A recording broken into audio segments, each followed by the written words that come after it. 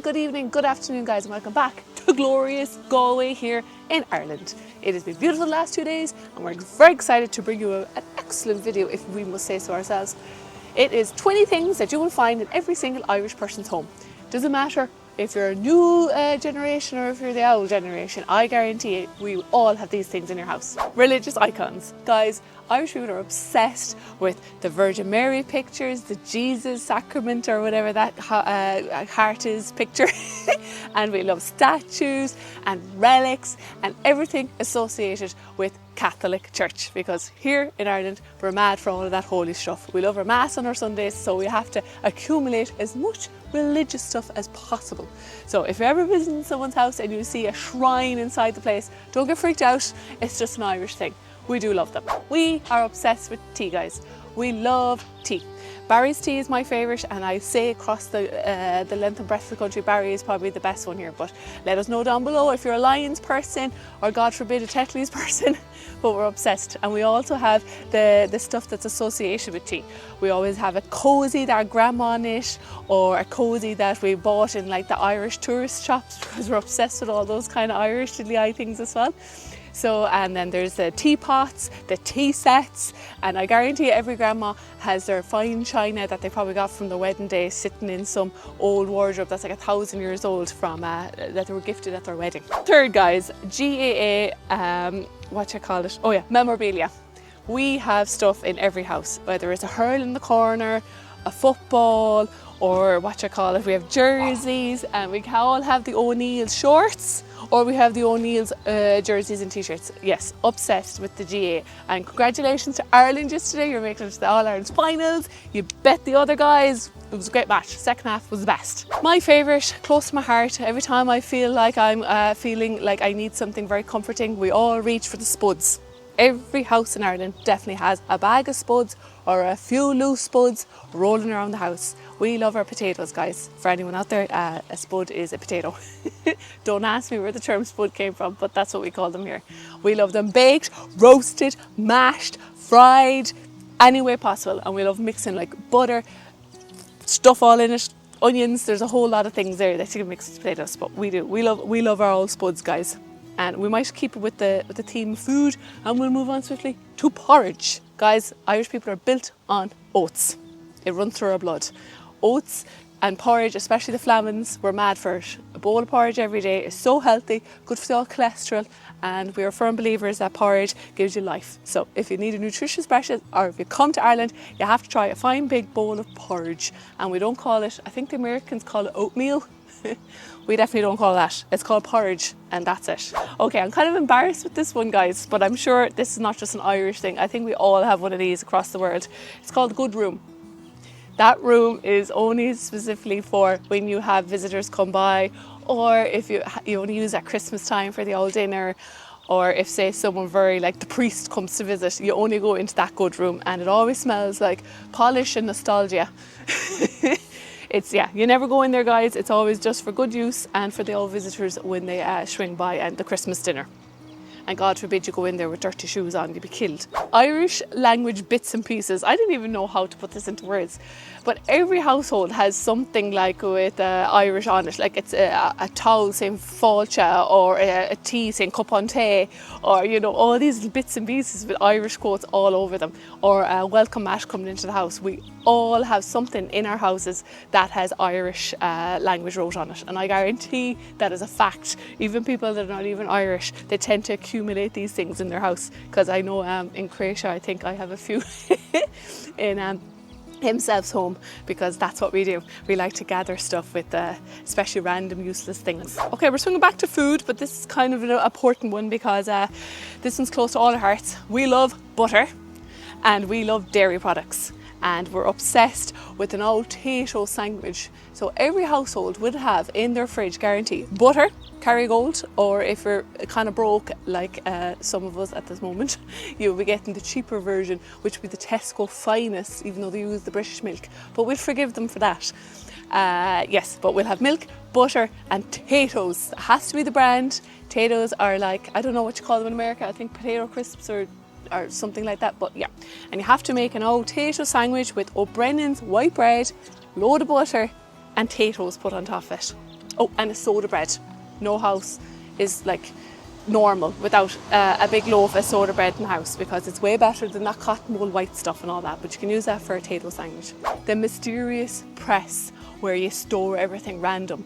Like you throw everything in there, like the sewing kits and loads of like half-used sellotape rolls, and there's like loads of like stupid things that we seem to all keep. And then we have the other place that's usually under the stairs in Ireland where we fire in everything and you can't even get in there. There's a broken, what do you call those things? Hold on, wait, stay with me guys. I lost my phone. I'm just shocked by the under the stairs room, but you know what I mean. You store all the stuff in there, guys, that you don't want the rest of the world to see and you don't really want to throw out, even though you really should. And we're just hoarders here in Ireland as well, especially Irish mammies. They love holding on to silly things that we don't need. There's a lot of new builds in Ireland, so maybe not the new builds, but all the old builds as in buildings, homes, they all had a 40-year-old immersion switch. And God forbid that you did not turn that switch off after 20 minutes, because if you did leave that switch on any longer than 20 minutes, your electricity bill will go absolutely through the wall. So I am scarred from my childhood, and I think all of us kind of my age are all like, don't forget to turn off, did you turn off the immersion? Who left the immersion on? So whatever you do, guys, if you're ever in an old Irish house and if you're just here for a short time, please remember to turn off the switch on the immersion, or you're going to cause awful electricity bills. You won't be able to leave your finger on them to pay for them. So don't forget, switch off the switch. If you love our content, guys, and you think it's awesome, even though we think it's great, we throw out great stuff here every week, why don't you consider our Patreon? I'm going to leave the link here. Well, I'm not, because I don't know how to do shite on the computer, but himself will definitely put it somewhere around here. We have a great little group there, guys. We bond people and I think it's amazing. We post videos there before everyone gets it on YouTube, and we chat on a daily with all our lovely Patreonists. Hi Patreons! And we would love to do this full time, but we kind of need your help. So if you would like to be part of our little group and help us become full-time YouTubers, we would highly appreciate it. And I'm going to give you a thumbs up, and we'll get a little Irish memorabilia on your behalf, and we'll put it in our house as a memory of you guys and how great you guys are. So yeah, definitely consider a Patreon. And we should swing back to the video now, because there's a few goodies coming. A copy of Angela's Ashes novel or a Bible. I think every household has either one of those books in their house, because we're all obsessed with that book at one point in our lives. And I know in my house I have several copies, and I just gathered them all recently and was asking my family, why in sweet Jesus do we have like 6 of the same books?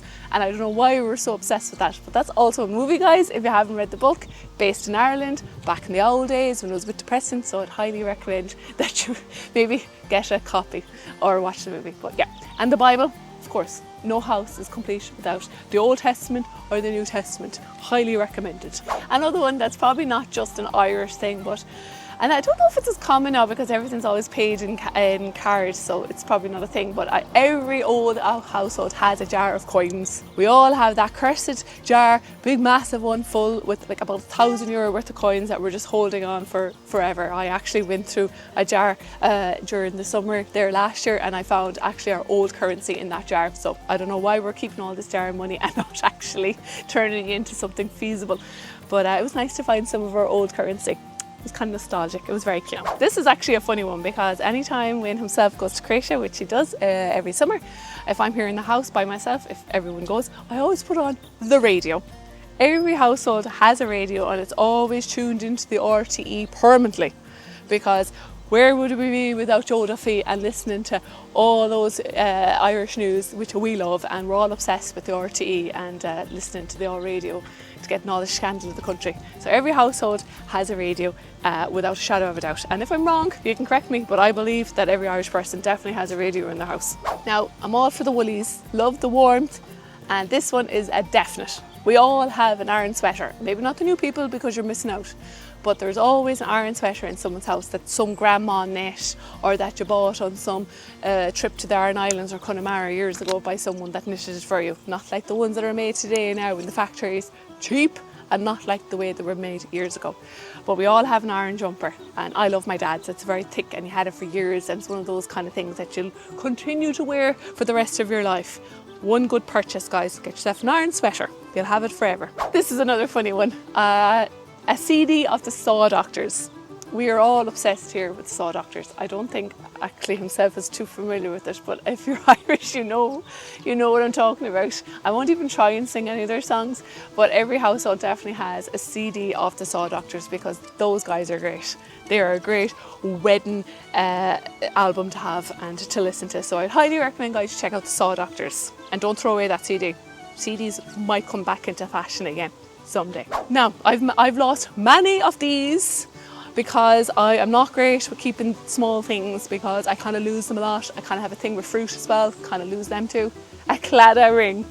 Everybody in Ireland or that is born on this little island that is Irish all has a claddagh ring. You either buy it for yourself or you buy it for a friend and you kind of keep it forever, and I think it's a beautiful little symbol from here, from Galway. I don't think you're a true Galway person or a Galwegian if you don't have your claddagh ring, and it has a whole symbolism to it. So if you want to look up the claddagh ring from Galway, I would highly recommend it, and I think you should all buy one, especially if you come to visit our beautiful Ireland and if you're supposed to be in Galway, because we have a little claddagh ring shop that specialises in those sort of jewelleries, and I think it's the very first one that was ever opened and produced those rings. So check out that, guys. This is kind of morbid and kind of funny, but it's so true.